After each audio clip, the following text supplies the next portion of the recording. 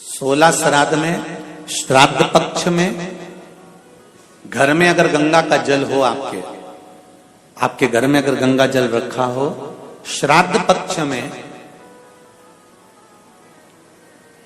तुलसी के क्यारे के पास में एक छोटी सी कटोरी रखकर घर का कोई भी व्यक्ति, चाहे महिला हो, पुरुष हो, पुत्रवधू हो, बच्चे हों, कोई भी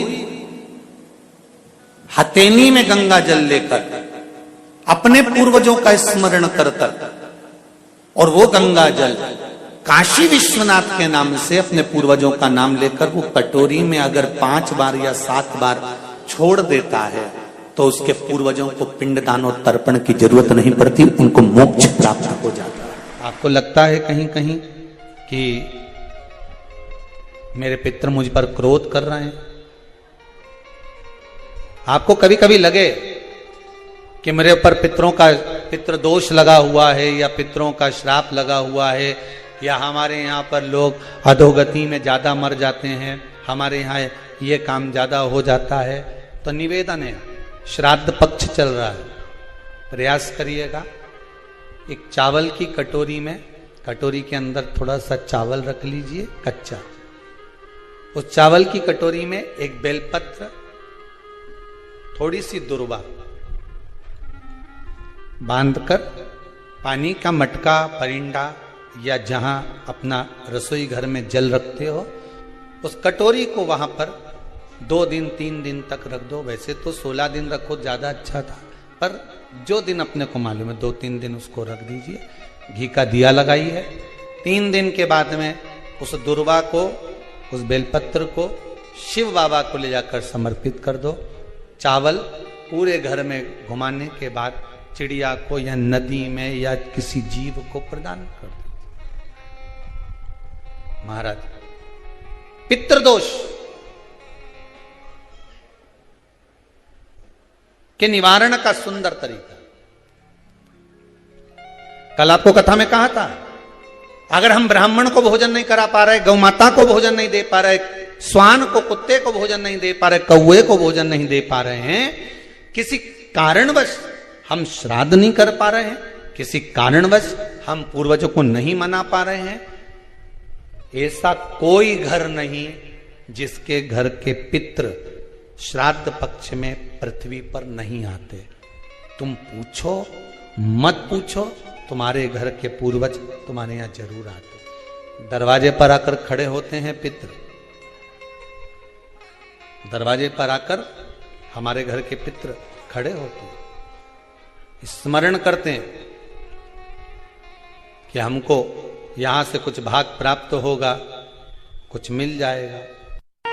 श्राद्ध पक्ष में सारा भोजन कोई भी लगाकर ब्राह्मण को जिमाए, उससे मतलब नहीं है, पर श्राद्ध पक्ष में तिथि पर, श्राद्ध में या अन्य तिथि पर, बरसी आदि तिथि पर अगर खीर का पात्र भरा जाए तो घर की बहू, घर की माता, घर की स्त्री, घर में जो ताई चाची जो भी है घर में स्त्री, उस खीर के पात्र को उसको भरना चाहिए।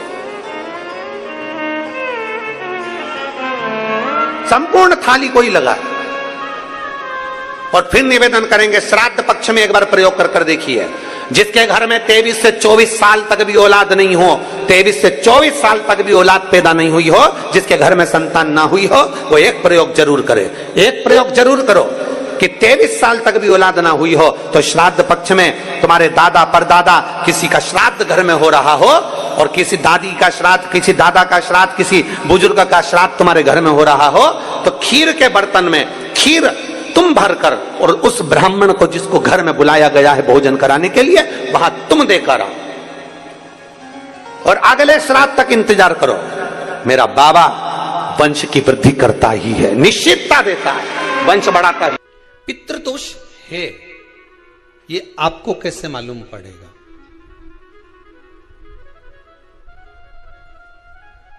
पितृ भूखे हैं, इसका तो वर्णन हमने पहले कर दिया कि रात्रि को जब आप सोने के बाद में 1-1.5 घंटे बाद अगर आपकी नींद खुल जाए, 1 घंटा 1.5 घंटा आप सो लिए, उसके बाद जो नींद खुली तो 1-1.5 घंटे तक अगर आपको नींद नहीं आ रही है, रात्रि को सोने के बाद में 1 घंटे बाद जब उठे तो आपको प्यास लग गई,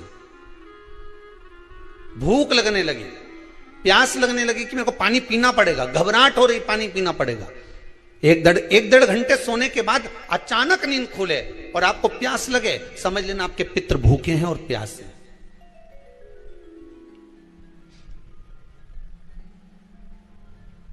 वो भूखे और प्यासे हैं, उनको जल की जरूरत है।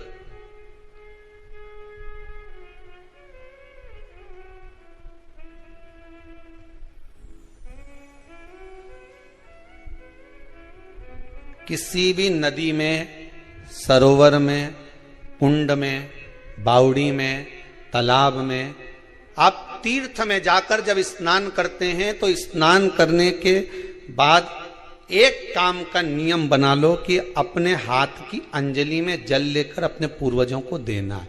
प्यासे रहते हैं, भाग मांगते हैं।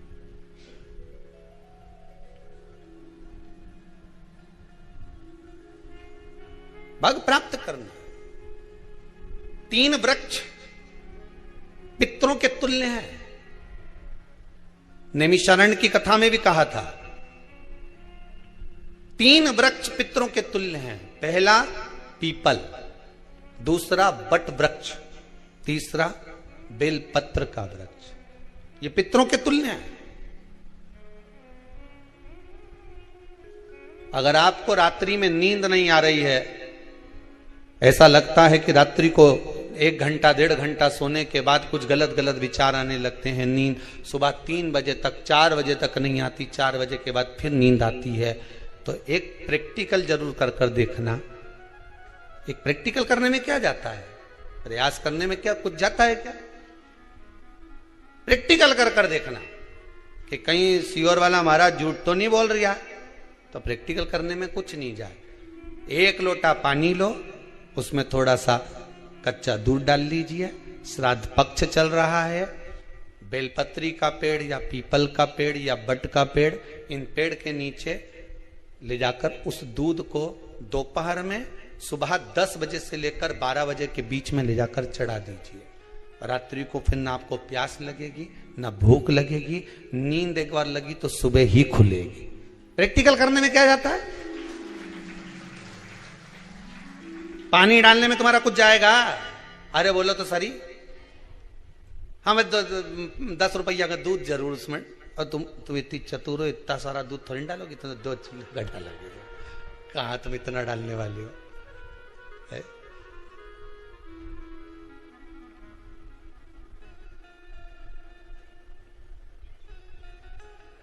कहा बहुत चतुर चतुर लोग हो रहे संसार में हो,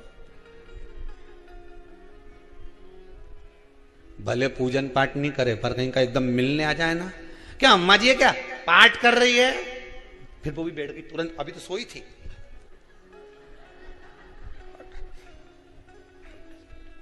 तुरंत। क्या पंडित जी हैं क्या, उनसे थोड़ा काम है, अभी माला जप रहे हैं, मालूम पड़े पंडित जी तो आराम से सेव फल खा रहे थे। अब प्लेट सोफा के नीचे घुसे तुरंत।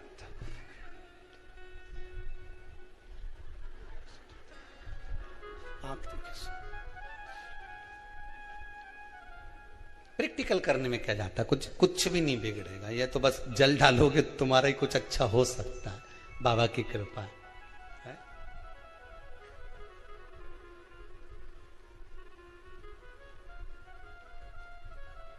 3 वृक्ष पितरों के तुल्य हैं।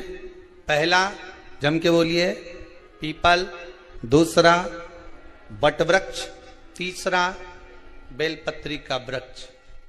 3 पीपल के वृक्ष में 52,000 ब्राह्मण एक साथ निवास करते हैं, इसलिए पितृतुल्य है।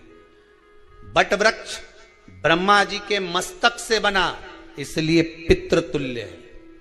और बेलपत्री का वृक्ष माता पार्वती जी के अश्रु से बना, जब आंसू गिरे थे माता जगत जननी जगदम्बा पार्वती के, उस समय पर पितृलोक में हलचल उत्पन्न हो गई थी। हमारी नातिन की आंख में आंसू कैसे आ गए? मैनावती की पुत्री है,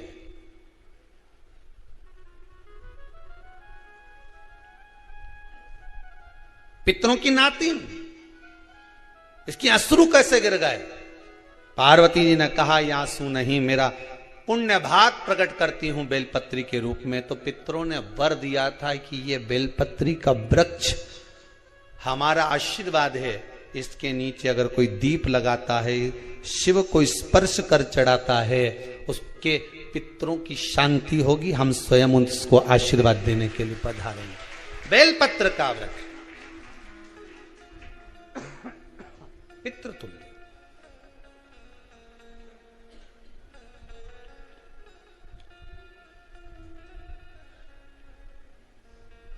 तो रात्रि को अगर भूख लग रही है, प्यास लग रही है, तो पितृदोष।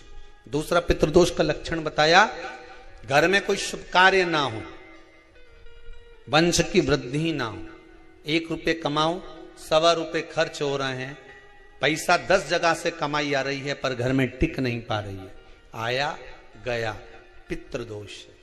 जरा सी कटोरी पड़ी है, उसके पीछे विवाद चालू हो जाए, पानी ढुल गया, उसके पीछे विवाद हो जाए, या छोटी छोटी बात में घर में क्लेश मचा हुआ है, पितृदोष है। समझ लो हमारे पूर्वज हमसे खुश नहीं, प्रसन्न नहीं। कोई कहता है गुरुजी श्राद्ध बड़े बेटे को करना चाहिए कि छोटे को करना चाहिए? शिव महापुराण की कथा कहती है, अगर जायदाद का पूरा हिस्सा बड़े ने लिया हो और तुमने अपनी माता का दूध ना पिया हो तो एक ही को कर लेने दो। अगर माता का दूध पिया है और अगर एक अंगूठी भी ली है, जरा सा एक कपड़ा भी अगर सास का लिया है, तो श्राद्ध तो तुझे करना ही पड़ेगा, करना ही पड़ेगा। तूने मेरा दूध पिया है तो बिल्कुल जम के तो बोलो। अगर तुमने उनका कुछ खाया है तो अब एक काम और हो सकता है, गुरुजी वो श्राद्ध अगर हम नहीं करें और बड़े भैया करें और हम उन्हीं के यहाँ चले जाएं तो चले जा, मना कौन कर रहा है? पूड़ी का तेल तू ले जा, खीर का दूध 2 थैली तू खरीद के ले जा। जितना वहां वो सेवा करे उतनी सेवा तुम करो। गलत है क्या? जायदाद का भी तो हिस्सा किया था। सुई की नोक के बराबर नहीं धुआं ने, ईंट इधर खसकी है तो हमारी इधर खसका दीजिए। हमारी बसियत में इतना लिखा है तो फिर बसियत में ये भी लिख के जाना चाहिए था। मैं तो कहूँ सबके, तुम डरो मत ही रहे एक भी। जब छोरा छोरी के जब सब सामान, प्रॉपर्टी दो ना, जमीन दो ना, जायदाद दो ना, सारा सामान छोरा छोरी के दो, तो उनके लिख के भी जाओ कि हमारी श्राद्ध कर दे अच्छे से, नहीं तो भूतड़ी बन के सताऊंगी।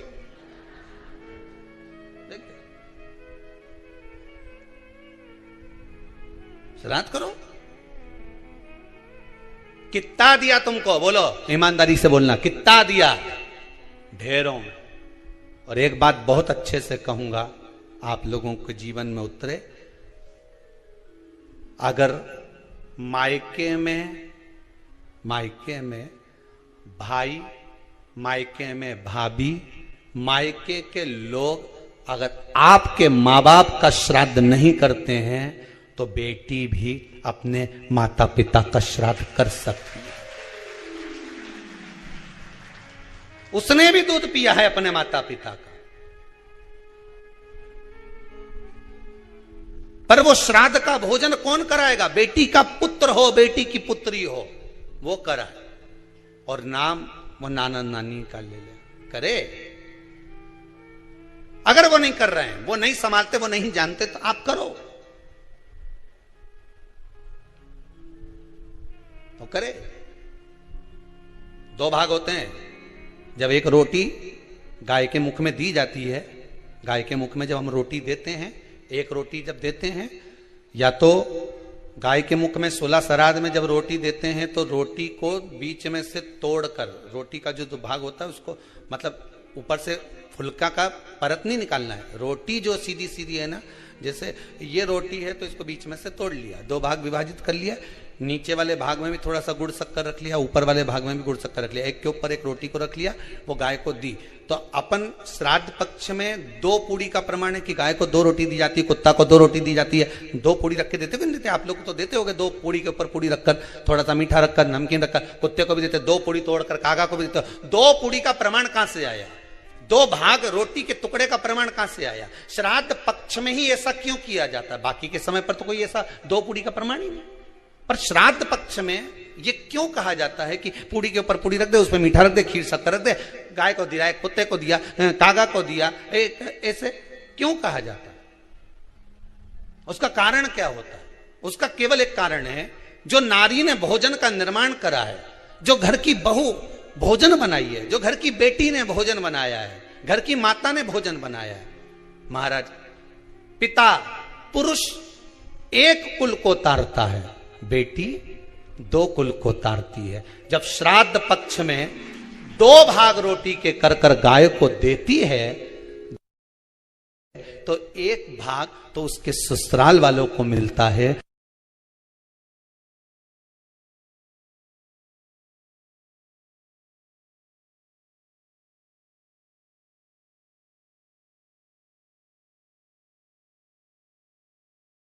मायके को भी मिले, ससुराल को भी।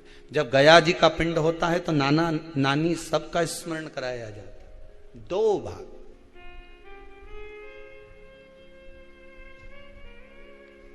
पुण्यता प्राप्त। अब लोगों को मालूम तो है नहीं कि 2 पूड़ी क्यों रखते हैं, उसका कारण वर्णित है शास्त्रों। दोनों पक्ष तारने के लिए, दोनों पक्ष का स्मरण कराने। महाराज, बिंदु प्रेत योनि में पड़ा, चंचुला देवी उनके मोक्ष का प्रयोजन कर रही है, प्रयास कर। क्या करा जाए कि इनको मोक्ष मिल जाए? कहा शिव महापुराण की कथा। पार्वती मैया की सहेली बन गई और पार्वती मैया ने शिव महापुराण में प्रेत योनि से मुक्त होने के लिए कहा, तुम रुका जी के यहाँ जाओ, देवऋषि नारद के पास जाओ। नारद जी ने तुमरुका जी के पास भेज दिया। क्यों? नारद जी जानते हैं मैं कथा नहीं कर सकता, मैं कथा सुन सकता हूं पर कह नहीं सकता। कहने के लिए मुझे बैठना पड़ेगा, सुनने के लिए हो सकता है कि मैं चले जाऊं, वापिस आकर बैठ जाऊं।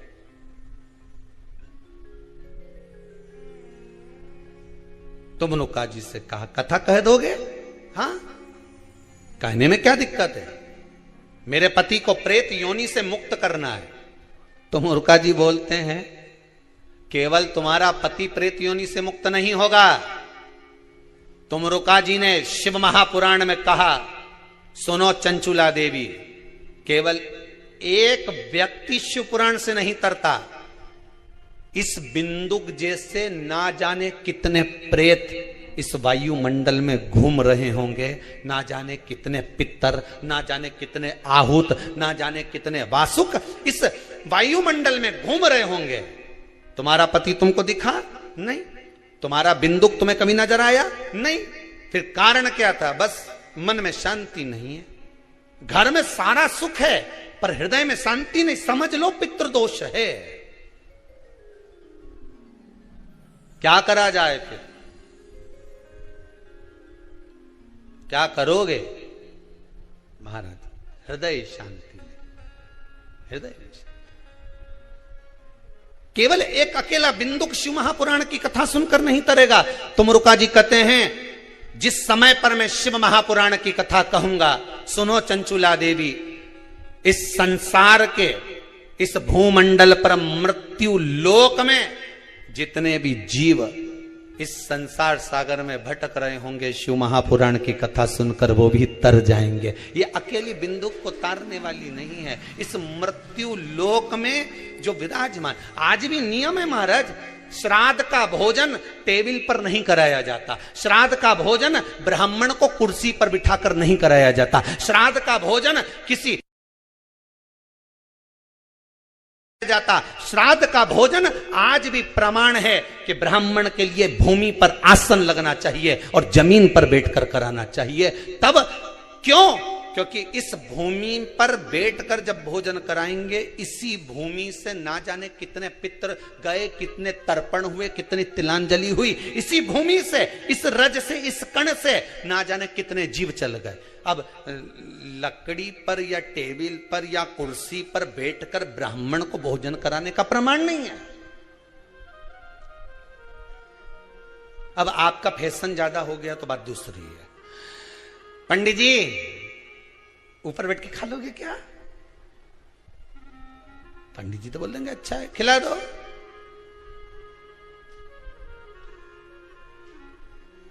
ऊपर बैठ के क्यों? वो झुकने में थोड़ी सी कमर लचक जाए, क्योंकि खीर परसेगी तो झुकना पड़ेगा। अब ब्राह्मण अगर भोजन करने आसन पर बैठेगा, तुम अगर थोड़ा झुककर परसोगी, ब्राह्मण के सम्मुख में आप थोड़ा सा भोजन कराते समय झुकोगी। जरा विचार करिए, यशोदा मैया के घर में संतान नहीं थी। यशोदा जी श्रावण के महीने में श्रावणी करने आए हुए ब्राह्मण को मात्र खीर परोसने के लिए गई थी। 52 साल की उम्र थी, संतान का सुख नहीं दिख रहा था, खीर परोसने के लिए गई। उतनी देर में ब्राह्मणों ने देखा इनके घर में संतान नहीं है, पुत्र भव कह दिया। और यशोदा जी के पति श्री नंदराय जी कह रहे हैं कि बाबा मैं 60 का या 55 की, बाल हो गए धोले, और तुम कह रहे हो पुत्र होगा।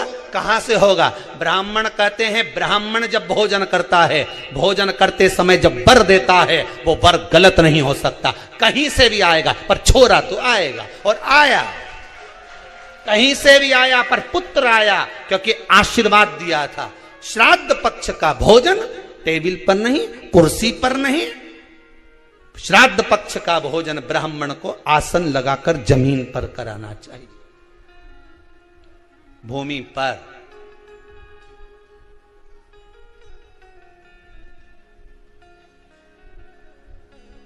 अब आजकल के ब्राह्मण भी थोड़े नीचे,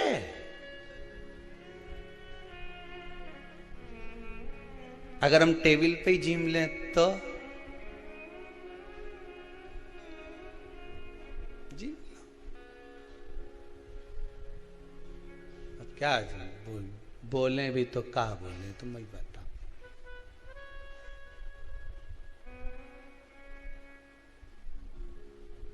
थोड़ा सा भाग भूमि का हो महाराज। तर्पण तिलांजलि सब भूमि पर। हम तो जो जजमान हवन करने के लिए भी जो जजमान लोग नाम लिखाए हैं पितरों के लिए, तो हम उनको भी कहते हैं कि कुर्सी पर बैठकर आहुति छोड़ने से अच्छा है आप बैठो मनानी पर, पहले सबसे पहले भूमि पर 10 मिनट बैठो, पर बैठकर आहुति छोड़ो। उसके बाद भले आप स्टूल लगाओ, कुर्सी लगाओ।